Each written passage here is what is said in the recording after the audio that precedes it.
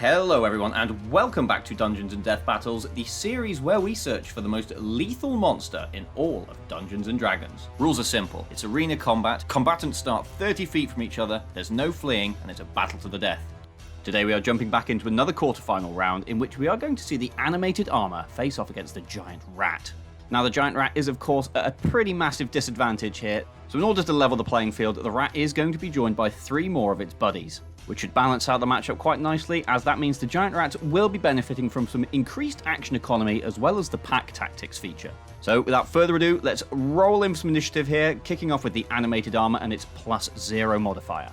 So rolling in for the animated armor, and it rolls in with an 8, not the best of starts. Let's see if the giant rats can capitalize on their +2 advantage. And we are going to be rolling in all the giant rats on the same initiative count, and that is going to be an 11, which means the giant rats are going to go first. So kicking things off, the giant rats are of course going to all move collectively into the center, completely surrounding that animated armor, and then they're going to throw down straight away, getting in a series of bite attacks. So as mentioned, these are of course all on advantage, so rolling in with rat number 1, and that is a huge natural 20 immediately straight out of the gate here, and that is an amazing start for the giant rats. We're going to roll in that first little bit of damage. Of course, the giant rats getting 2d4 on this roll due to that crit, and that's a very solid roll there, rolling in with a 4 and a 3 to make 7, +2 for 9, a really good start for the giant rats. And of course, they still have 3 more to go. So rolling in number 2, and a 16 +4 for 20 will hit. So rolling in some more damage. A maximum there on that d4 making for 6 damage. Animated armor down to just 18 hit points after 2 attacks. And the third attack is about to roll in, but that 10 +4 for 14 will not beat the animated armor's armor class of 18, meaning that the giant rats have just one more chance here to do some initial damage. And that is a 7 +4 for 11, which will not cut it, which means we're rolling around to the animated armor, which is in desperate need of getting some of those rats put down.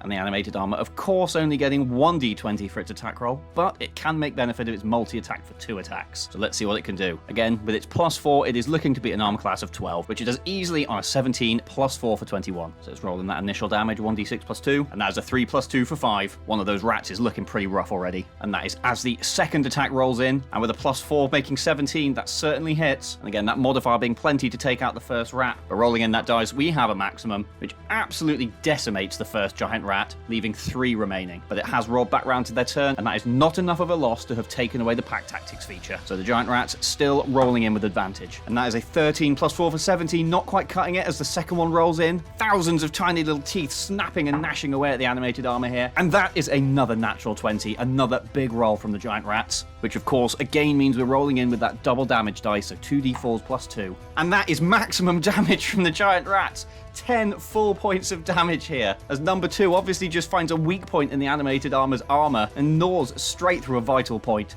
And that leaves the animated armor on just 8 hit points, as the third giant rat rolls in for its attack, this one unfortunately not finding the right point. But the rats have had an incredible turn here. Let's see if the animated armor can retaliate. And it is going to roll in with its first slam attack. It is looking for something good here. That is a 16 +4 for 20, which will indeed hit. Let's roll in for some damage and see if it can take out one of those rats. And with a 6 +2 for 8, it certainly can. And that is going to one-shot cleave straight through one of those giant rats, tearing the poor creature in half before it can cause any more trouble. And of course, the animated armor does indeed have another attack, which it is going to roll in with. And a 9 +4 for 13 is indeed going to cut it. Let's roll in some damage and see if it can take out another one of those rats. Not on a 1, it can't. The animated armor just glances the rat this time. Having caused so much damage last round, this time it just couldn't finish the job, and the giant rat remains standing. Which does, of course, mean that the giant rats are still rolling in on advantage. So rolling through with 1 of 2 rats, and that's an 11 +4 for 15. Unfortunately not going to hit, but let's roll in the second.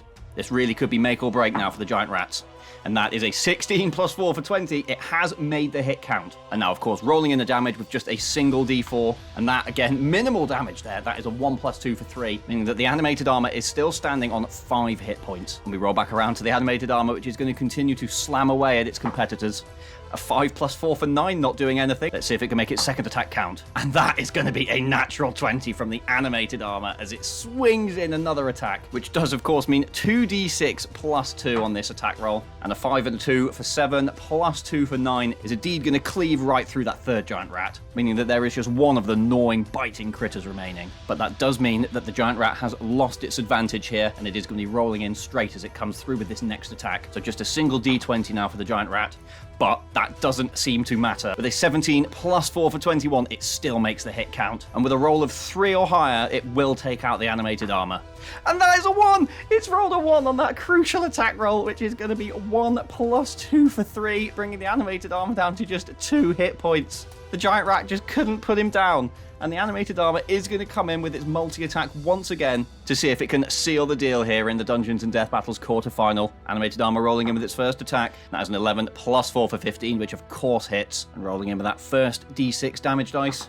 And that is a 6 for maximum damage output there from the animated armor, which is of course going to total 8 and is absolutely going to demolish the giant rat's hit point total of 7, taking the last of the critters out of the competition. Which does of course mean that the animated armor has secured victory here in the quarterfinals of Dungeons and Death Battles and will be moving through to the semi-final round. What an absolutely insane finish to today's battle, with the animated armor holding on just long enough to take out those giant rats. And even though they came through in numbers, they were not enough to triumph over the powerful construct. And with all that said and done, thank you very much for watching. I really hope you enjoyed the battle here today, and I really hope you can join me next time when the metal shredding rust monster takes on the hellfire slinging imp.